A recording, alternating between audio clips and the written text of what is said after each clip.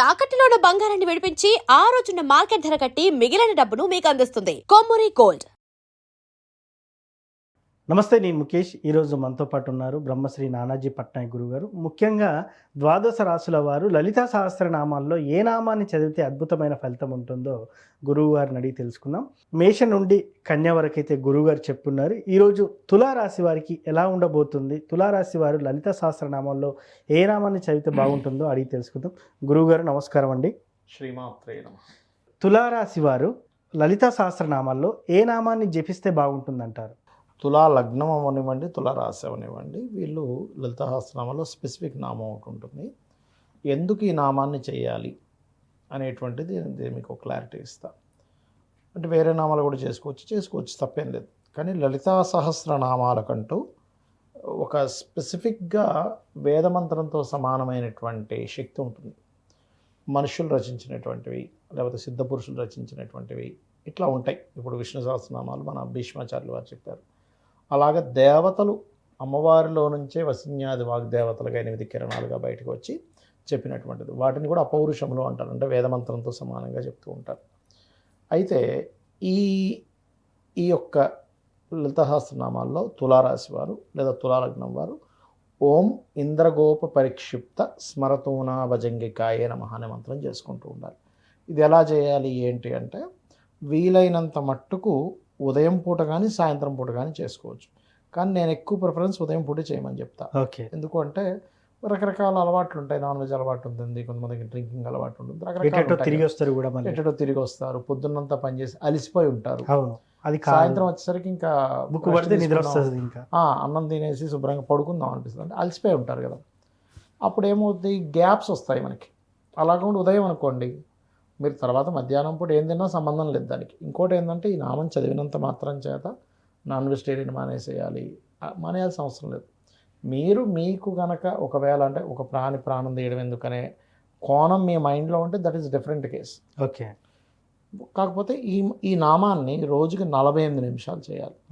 అయితే ప్రస్తుతం వీళ్ళకి పంచమంలో రాహు కూడా ఉన్నాడు కాబట్టి రాహుగ్రహం దగ్గర దీపారాధన చేయడము, ఓం దుమ్ దుర్గాయ నమః అనే మంత్రంతో పాటు ఇది కూడా చేసినట్లయితే సంపుటీకరణగా ఇంకా బాగుంటుంది వీరికి. ఓకే. పంచమంలో రాహు ఉన్నప్పుడు ఏమవుతుందంటే, సర్వసాధారణంగా ఊహిస్తూ ఉంటారు మనం కొన్ని అంటే ఇమాజినేషన్స్, రకరకాల స్వప్నాలు రావడం. మీరు తులా లగ్నం వారికి ప్రజెంట్ ఉన్న కండిషన్లో పంచమంలో రాహు ఉన్నాడు కాబట్టి మీరు గమనించండి, డిఫరెంట్ కళ్ళు వస్తూ ఉంటాయి.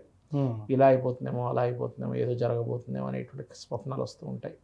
కాబట్టి ఈ యొక్క విషయంలో కూడా ఎక్కువ భయపడకుండా గజేంద్ర మోక్షం చదవడం కానీ, గజేంద్ర మోక్షం వినడం కానీ, లేకపోతే ఓం దుమ్ దుర్గాయ నమః మంత్రాన్ని చదవడము, లేదా నిద్రపోయేటప్పుడు ఎప్పుడైనా సరే గుర్తుపెట్టుకోండి, పిచ్చి స్వప్నాలు వచ్చేటప్పుడు రాత్రి సమయంలో నిద్రించే సమయంలో నమశివాయ అనేటువంటి నామాన్ని అలాగా, ఇప్పుడు ఇలా నిద్రపోతాం చేతులు పెట్టుకుని ఇలాగా అదే నామాన్ని స్మరించుకుంటూ ఉంటే మనకి ఎప్పుడు నిద్రలోకి వెళ్ళిపోతామో తెలియదు. అలా చేయడం వల్ల అంటే ఇది ఎవరైనా చేయొచ్చు, ఎవరైనా చేయొచ్చు. ఓకే. అంటే దుస్వప్నం రాకుండా ఉంటుంది ఒకటి. రెండవది, రాత్రి సమయంలో మీరు 9కో 10కో నిద్రపోతున్నారు, పొద్దున్న 5కో 6కో లేచారనుకో, నైట్ 9 or 10 నుంచి మార్నింగ్ 5 వరకు చేసిన ఫలితం వస్తుంది. ఓకే. అంటే 11, 12, 1, 2, 3, 4, 5 అంటే ఆల్మోస్ట్ 7-8 గంటల సేపు మీరు నమశివాయ మంత్రం జరిగిన ఫలితం వస్తుంది. ఓకే. నిద్రలో కూడా. ఓకే. నిద్రపోయారు కదా, నేను చదవలేదు కదా అనుకోవాల్సిన అవసరం లేదు. అలాగనక ఎవరైతే నిద్రిస్తారో వాళ్ళకి ఫలితం వస్తుందని చెప్పి శాస్త్రం చెప్తుంది. అయితే ఈ బెల్లంతో చేసినటువంటి పదార్థాలు నైవేద్యంగా పెడితే ఇంకా మంచిది అమ్మవారికి. ఈ తులవారు బెల్లంతో చేసిన పదార్థాలు, తెల్లటి తీపి పదార్థాలు, తెల్లటి పుష్పాలు, వీటిని చేసి చేయొచ్చు. ఇది సపరేట్గా తులారాశి బిట్టు. ఇప్పుడు యాడ్ చేసేది అన్నిటికీ యాడ్ చేయాలి, రెండింటికి. ఓకేనా గురువు గారు? ఒక చిన్న సందేహం. ఎలా ఉన్నప్పటికీ కూడా, ఏ నామాన్ని చదివినప్పటికీ కూడా కొంత వ్యక్తిగత జాతకం అనేది ఇంపార్టెంట్. గోచార రీత్యా కూడా వ్యక్తిగత జాతకం చూసుకొని ఏ మంత్రం సూట్ అవుతుందో, దాని తర్వాత ఏం రెమెడీ చేస్తే ఇంకా మెరుగైన ఫలితాలు వస్తాయో అని చాలామంది చెప్తూ ఉంటారు. ఇంతకీ జాతకాన్ని ఒక్కసారి చూసుకుంటే సరిపోతుందా, లేకపోతే ప్రతి సంవత్సరం ఉగాది పంచాంగం అని చెప్తూ ఉంటారు, అప్పుడు చూసుకోవాలా? ఒక మనిషికి జాతకం ఎన్నిసార్లు చూసుకుంటే బాగుంటుందంటారు? క్లారిటీగా వివరంగా వివరించండి. తప్పకుండా అండి. వ్యక్తిగతం అనేటువంటిది కేవలం జాతకం విషయంలో కాదు. ఇప్పుడు మీరున్నారు, మీ షర్ట్ సైజ్ వేరు, నా షర్ట్ సైజ్ వేరు, మీ ప్యాంట్ వేరు, నా ప్యాంట్ వేరు. వ్యక్తిగతంగా మీకంటూ కొన్ని సైజెస్ ఉంటాయి. టైలర్ దగ్గరికి వెళ్తే మీ సైజెస్ తీసుకొని చెప్తాడు. అవును. అంటే ఎవరికి వారికి సపరేట్గా ఉన్నాయిగా. మీ Yes, ఇంట్లో అవును. మీరు ఎంతమంది అన్నదమ్ములు ఉన్నా Hmm. మీ ఫాదర్ది మీకు రాదు, మీ తమ్ముడిది మీకు రాకపోవచ్చు సైజ్. అవును. కొన్ని జనరల్గా ఉండే సైజెస్ వేరే ఉంటాయి. అది ఎలాగైతే అలా ఉంటుందో ప్రతి మనిషి కూడా వాళ్ళు జన్మించిన లగ్నం నుంచి ఉండే గ్రహాలను బట్టి వాళ్ళ జీవితం ఉంటుంది. ఓకే. ఇదంతా వీళ్ళ పూర్వజన్మలో చేసుకున్న కర్మలు, Hmm. వీళ్ళ పూర్వజన్మలో చేసిన ఉపాసన మీద ఆధారపడి ఉంటుంది, ఇప్పుడు చేస్తున్న కర్మల మీద ఆధారపడి ఉంటుంది, Hmm.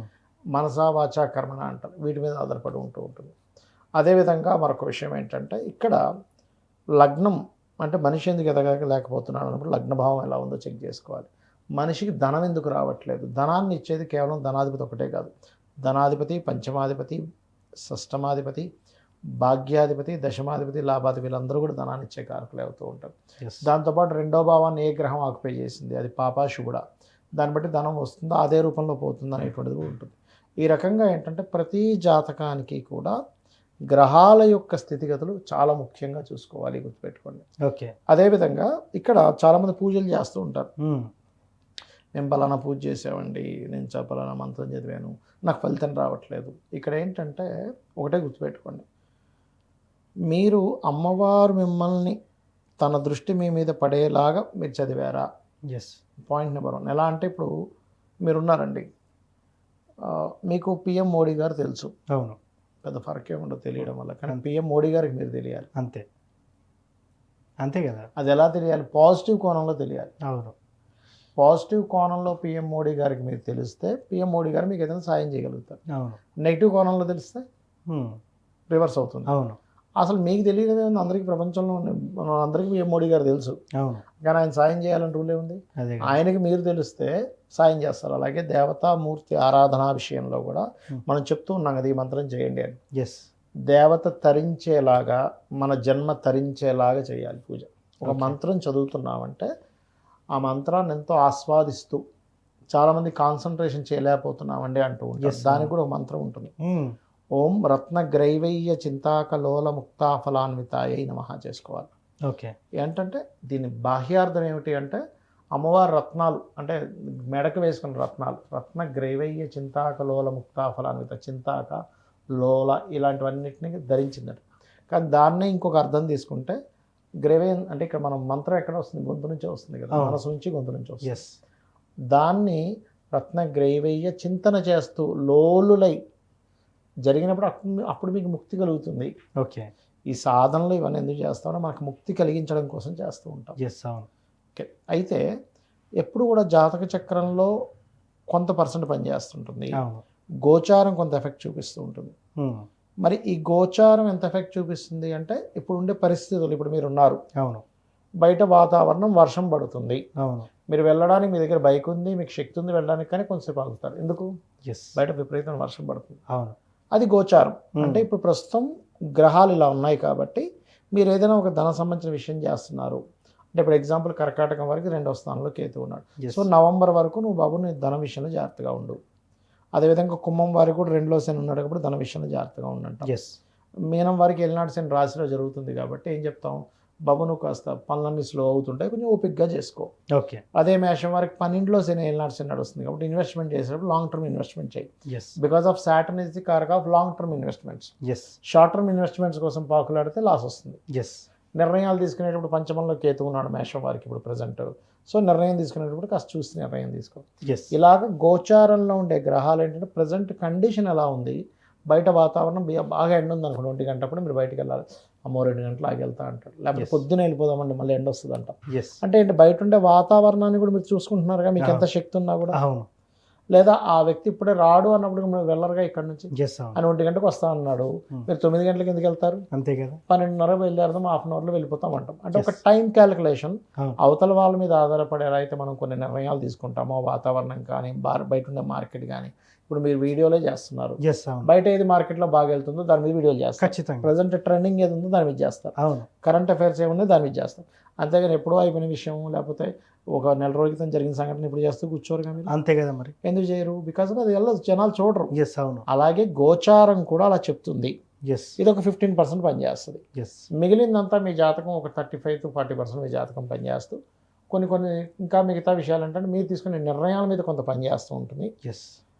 అదేవిధంగా దేవతా సంకల్పం మీద కొంత పనిచేస్తూ ఉంటుంది, గురువుల యొక్క అనుగ్రహం వల్ల కొంత పనిచేస్తూ ఉంటుంది, వాళ్ళతో పాటు పితృదేవతల అనుగ్రహం వల్ల కొంత పనిచేస్తూ ఉంటుంది, తల్లిదండ్రుల యొక్క ఆశీర్వాదం వల్ల కొంత బలం మీకు వస్తూ ఉంటుంది. ఎస్ అంటే ఒక జాతకుడి యొక్క జీవితం అనేటువంటిది గోచారం కొంత, మీ జన్మజాతకం కొంత, తల్లిదండ్రుల్ని మీరు చక్కగా చూసుకోవడం వల్ల వాళ్ళ బ్లెస్సింగ్స్ వల్ల కొంత, ఎస్ పితృదేవతల వల్ల కొంత, ఇలాగా రకరకాల మీరు చేసిన ఉపాసన వల్ల, మీ పట్టుదల వల్ల, మీ నిర్ణయాల వల్ల కొంచెం కొంచెం కొంచెం కొంచెం మీరు ఫుల్ఫిల్ అవుతారు.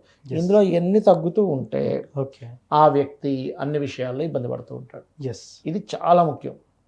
అయితే ఇక్కడ మీకు ఏ మహాదశ నడుస్తుంది, ఏ అంతర్దశ నడుస్తుంది ముందు చూసుకోవాలి. మీరు ఏ పని అయితే చేయబోతున్నారో మీకు ఆ యోగం ఉందా లేదా. నేను సడన్గా ఇప్పటికిప్పుడు నాకు హోటల్ పెడితే బాగుంటుంది, ధనధనమై హోటల్ పెడితే నాకు సరిపోదు, అదే నష్టపోతారు కదా. ఆస్ట్రాలజీ వాస్తున్నది అందులో ఉండాలి. ఎస్ ఇంకేదైనా దానిలో డెవలప్ చేసుకోవాలి. ఎస్ లేదా ఒక వ్యక్తికి సినిమాలు తీసేది యోగం ఉంది, సినిమాలు తీయడం మానేసి ఆయన ఇంకోటి ఏదో చేశాడు అనుకోండి, ఎస్ పూజా సామాగ్రి స్టోర్స్ పెట్టుకున్నాడు, ఆయన కలిసి రాదు. అవును అదే పూజా సామాగ్రి స్టోర్స్ ఉన్న వ్యక్తి, యోగం ఉన్న వ్యక్తి, అంటే గురుకేతు వల్ల ధనయోగం వస్తున్నప్పుడు ఈయన పోయి సినిమాలు తీసి ఈయన కలిసి రాదు. ఓకే ఇక్కడ ఏంటంటే ప్రతి ఒక్కరికి ఒక యోగం ఉంటుంది. ఆ యోగం ఏమిటి అని తెలుసుకోవడమే జ్యోతిష్ శాస్త్రం. ఓకే మీకు ఏ యోగం ఉంది, this is right time or wrong time, మీరు ఎలాంటి నిర్ణయాలు తీసుకుంటున్నారు, ఎలాంటి గృహంలో ఇంట్లో ఉంటున్నారు, ఓకే దిశ సరైన దిశలో లేకపోతే కూడా ప్రాబ్లం అవుతుంది. ఓకే అలా చూసుకోవాలి, ఎస్ అది మెయిన్గా చూసుకోవాలి. సో ముఖ్యంగా గోచారం బట్టి కూడా ఫలితాలు ఉంటాయంట. ఖచ్చితంగా ఉంటాయి. గోచారం ఇప్పుడు మీకు చెప్పాను కదా, అవును వాతావరణాన్ని బట్టి మీరు నిర్ణయం తీసుకోవట్లే, అంతే అంతే మార్కెట్ని బట్టి మీరు ముందుకు వెళ్ళట్లే, అంతే కదా. అది దట్ ఈస్ గోచారం. ఎస్ మీ పర్సనల్గా మీ టాలెంట్ ఏంటి, మీరు ఏం చేయగలరు, మీ లక్షణాలు ఏమిటి, మీరు దేంట్లో మీరు బాగా ముందుకు వెళ్ళగలుగుతారు, that is personal chart. Yes అట్లా చూసుకోవాలి. దీనికి ఇన్ని లెక్కలు ఉంటాయి. మళ్ళీ ఎస్ కొంతమందికి పిశాచ యోగాలు అంటారు, జాతకం చూస్తే బాగానే ఉంటుంది కానీ పిశాచ యోగం ఉందో లేదో చూడాలి. ఓకే అలా ఉన్నప్పుడు ఏమవుద్ది, వాళ్ళకి ఒక నెగిటివ్ ఎనర్జీ పట్టుకొని వాళ్ళు ఏం చేద్దామని కలిసి రాదు. ఓ వాడు ఎదురికి వెళ్తాడు, ఫోన్లో ఏమో రా నీకు ఇచ్చేస్తా ఆర్డర్ అంటాడు, అక్కడికి వెళ్ళిన తర్వాత లేదబ్బా మా ఫాదర్ ఏదో ఆలోచిద్దామన్నాడు రేపు రా అంటాడు, అది పోతుంది. ఎందుకు అంటే వీళ్ళలో ఉండే పిశాచ యోగం వాళ్ళు కనెక్ట్ అయ్యి వాడికి ఇవ్వబుద్ధి అయ్యింది. ఓకే ఓకే ఎందుకంటే ఈ జీవుడు బాధపడడం పిశాచానికి కావాలి. అయ్యో ఇట్లా అయిపోతుంది ఏంటి, అట్లా అయిపోతుంది అంటే దానికి రెమెడీస్ ఉంటాయి. ఉంటాయి. ఎందుకుండో మీరు చక్కగా ఒక గిన్నె తీసుకొని అందులో ఒక గుగ్గిలిని లావేసుకొని ఓం పంచప్రేతాసనాసీన పంచబ్రహ్మస్వరూపిణి చిన్మయి పరమానంద విజ్ఞాన గణ రూపిణి అయిన మహా చేస్తూ ఉండండి. ఇంట్లో ఎటువంటి పిశాచ యోగాలు ఉన్నా పోతే, ఒంట్లో ఉన్న పోతాయి బయట. ఎస్ ఈ మంత్రం అద్భుతంగా పనిచేస్తుంది పిశాచ యోగానికి. ఎస్ సో థ్యాంక్ యూ గురువు గారు. శ్రీమాత్రే నమః.